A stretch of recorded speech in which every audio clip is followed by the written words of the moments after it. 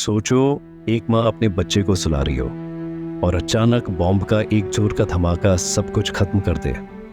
सोचो, एक बच्चा अपनी किताबें लेकर स्कूल जा रहा हो लेकिन रास्ते में उसकी जिंदगी खत्म हो जाए।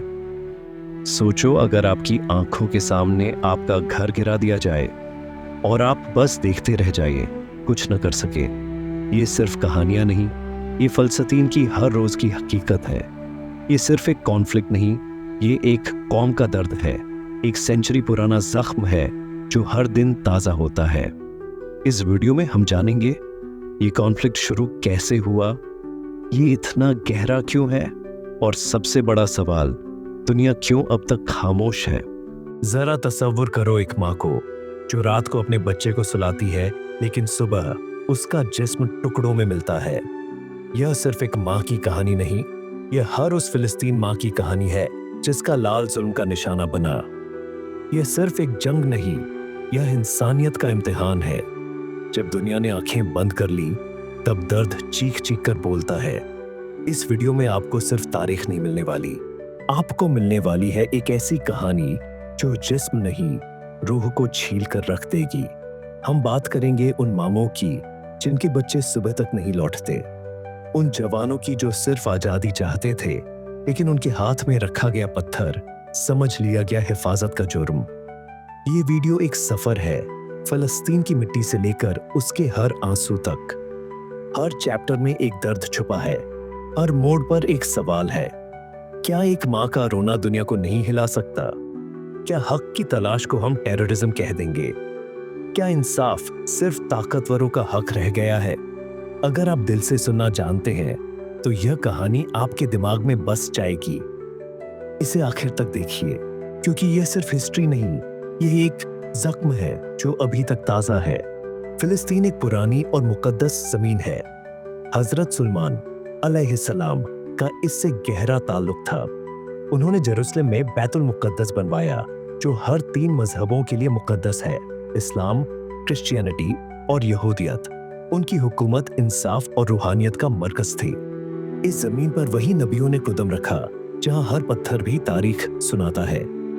हजरत सुलेमान अलैहिस्सलाम ने सिर्फ एक इमारत नहीं बनाई बल्कि एक निज़ाम ए इंसाफ कायम किया जो हर वक्त के हुक्मरानों के लिए मिसाल है। 637 ईस्वी में हजरत उमर रजी अल्लाहु अन्हु ने जेरूसलम को शांतिपूर्वक कब्जा किया। उन्होंने क्रिश्चियन और यहूदी लोगों को उनकी इबादत गाहों का पूरा हक दिया। बैतुल मुकद्दस में उनकी सादगी और इंसाफ आज तक मिसाल है। हजरत उमर रजी अल्लाहु अन्हु ने अपने हाथों से अमन का झंडा लहराया। जब उनसे कहा गया कि आप चर्च में नमाज अदा कर लें तो उन्होंने मना कर दिया, सिर्फ इसलिए कि कल को कोई यह न कहे कि मुसलमानों ने चर्च को मस्जिद में बदल दिया। इतना बड़ा दिल, इतना गहरा सच। 400 साल तक फिलिस्तीन ओटोमन एम्पायर के तहत रहा। यह एक रिलेटिवली पीसफुल दौर था जहां मुस्लिम, क्रिश्चियन और यहूदी साथ साथ जिंदगी गुजारते थे। मसाजिद के पास गिरजे थे और गिरजे के पास सिनागॉग्स, और लोग एक दूसरे के साथ मोहब्बत से रहते थे। लेकिन वर्ल्ड वॉर आई के बाद यह सिलसिला टूट गया। ओटोमन एम्पायर बिखर गया और इस बिखर के साथ फिलिस्तीन की तकदीर भी बदल गई। ब्रिटिश ने एक घोषणा जारी की जिसे बेल्फोर डिक्लेरेशन कहा गया, जिसमें कहा गया कि फिलिस्तीन में एक यहूदी राष्ट्रीय घर बनाया जाएगा। यह फिलिस्तीनियों के लिए बहुत ज्यादा चौंकाने वाला था क्योंकि वे बहुमत में थे, लेकिन उनकी मर्जी के बिना उनकी जमीन का फैसला किया जा रहा था। सोचो, एक घर जो तुम्हारा है उसका ताला किसी और को दे दिया गया, और जब तुम चिल्लाकर अपना हक मांगो तुम्हें चुप कर दिया जाए। ये वही महसूस हुआ फिलिस्तीनियों को। इस दौरान ब्रिटेन ने फिलिस्तीन पे हुकूमत की। 19वीं दशक से 14वीं दशक के बीच जूश माइग्रेशन में इजाफा हुआ, जिससे अरब और जूश कम्युनिटीज के बीच टेंशन बढ़ने लगी। प्रोटेस्ट्स, दंगे और कॉन्फ्लिक्ट्स आम हो गए। फिलिस्तीनियों की आवाज दबा दी गई।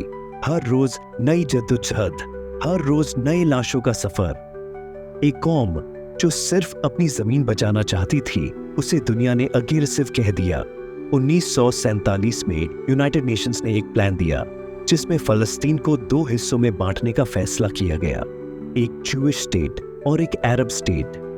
ये फैसला उन लोगों पे थोपा गया जो वहां सदियों से रहते आए थे। अरब देशों ने इस प्लान को नकारा क्योंकि यह उनके हक और वजूद के खिलाफ था। 14 मई 1948 को इजराइल का कब्ज़ा हुआ। अगले ही दिन अरब इजराइल वॉर का आगाज हो गया। इस जंग के नतीजे में ऐसी तबाही आई जिसे फलस्तीनियों ने नकबा यानी तबाही का दिन कहा।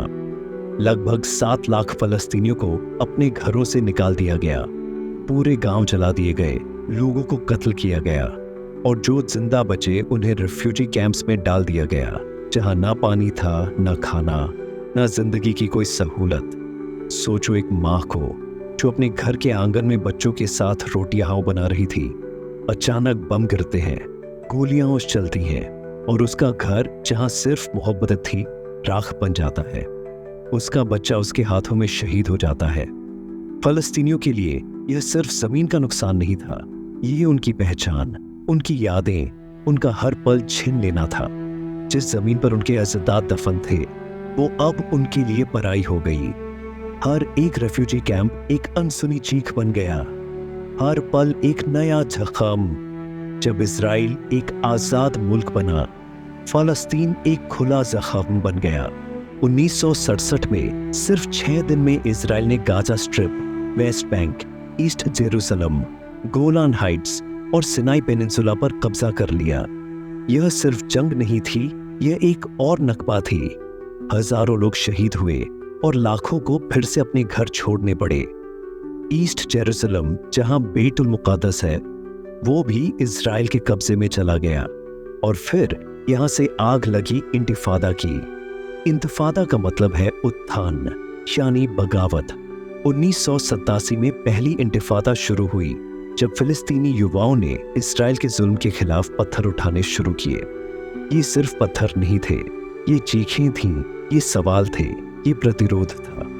दूसरी इंतिफादा 2000 में शुरू हुई जब एरियल शरोन ने अल अक्सा मस्जिद का दौरा किया, जिसे फिलिस्तीनियों ने एक तहरीक और तहमीन की बेइज्जती समझा। ये तहरीक और भी ज्यादा इंटेंस थी, जिसमें आत्मघाती बम हमले, मिलिट्री ऑपरेशंस और सामूहिक हत्याएं हुई। 2006 के इलेक्शन में जब हमास जीता तो इजराइल और इजिप्ट ने गाजा स्ट्रिप को पूरी तरह से ब्लॉक कर दिया। ना खाना, ना दवाई, ना बिजली। गाजा को एक ओपन एयर जेल बना दिया गया। हर तरफ से सील, हर सांस पर पाबंदी थी। ये ब्लॉकेड पिछले 15 साल से ज्यादा वक्त से चल रहा है। गाजा के बच्चे कुपोषित हैं, हॉस्पिटल बंद है और हर कुछ दिन में बम बरसाए जाते हैं। हर बार दुनिया बस चिंता जाहिर करती है, लेकिन कुछ भी बदलता नहीं। अक्टूबर 2023 में हमास ने इजराइल के खिलाफ एक बड़ा ऑपरेशन शुरू किया, जिसे इजराइल ने सरप्राइज अटैक कहा। इसके जवाब में इजराइल ने गाजा पर तारीखी बॉम्बार्डमेंट शुरू किया। कुछ हफ्तों में 30,000 से ज्यादा फलस्तीनियों शहीद हुए, जिनमें 13,000 से ज्यादा बच्चे और 8,000 औरतें शामिल हैं। 1.7 मिलियन लोगों को अपने घरों से निकाल दिया गया। गाजा का इंफ्रास्ट्रक्चर, स्कूल्स, हॉस्पिटल्स, मसाजिद, सबको टारगेट बनाया गया। 2024 में इजराइल ने ग्राउंड इन्वेजन शुरू की, जिसमें रिफ्यूजी कैंप्स तक को नहीं छोड़ा गया। गाजा के हर कोने में मिसाइलें बरसाई गईं, हर तरफ सिर्फ चीखें थीं। इंटरनेशनल मीडिया ने कुछ दिखाया, लेकिन ज्यादातर ने सिर्फ एक लफ्ज बोला, सेल्फ डिफेंस। मार्च 2025 इजराइल ने गाजा पर फिर से हैवी एयर स्ट्राइक्स किए, जिसमें 400 से ज्यादा लोग शहीद हुए। 9 अप्रैल 2025 शुजाइया मस्जिद में 35 लोग शहीद और 70 जख्मी, जिनमें अक्सर औरतें और बच्चे थे। गाजा के 4,500 से ज्यादा लोग बमबारी के नतीजे में अपने आजा से महरूम हो चुके हैं। मेडिकल सप्लाई बंद है और आर्टिफिशियल लिम्स तक मिलना मुश्किल है। फ्रांस ने अप्रैल 2025 में अनाउंस किया कि वो जून 2025 तक फलस्तीन को ऑफिशियली एक सॉवरेन स्टेट तस्लीम करेगा। आज का गाजा सिर्फ एक शहर नहीं, एक कब्रिस्तान बन चुका है और जिंदा लोग उसी कब्रिस्तान में सांस ले रहे हैं। हर बच्चा, हर माँ, हर जवान अपनी आंखों में एक ही ख्वाब लिए जिंदा है, आजादी। आखिरी सवाल, जुल्म कब तक जिंदा रहेगा? और अगर आप इंसानियत में यकीन रखते हैं तो क्या आप खामोश रह सकते हैं? इनका दोष सिर्फ इतना था, इन्होंने आंखें खोली फलस्तीन में।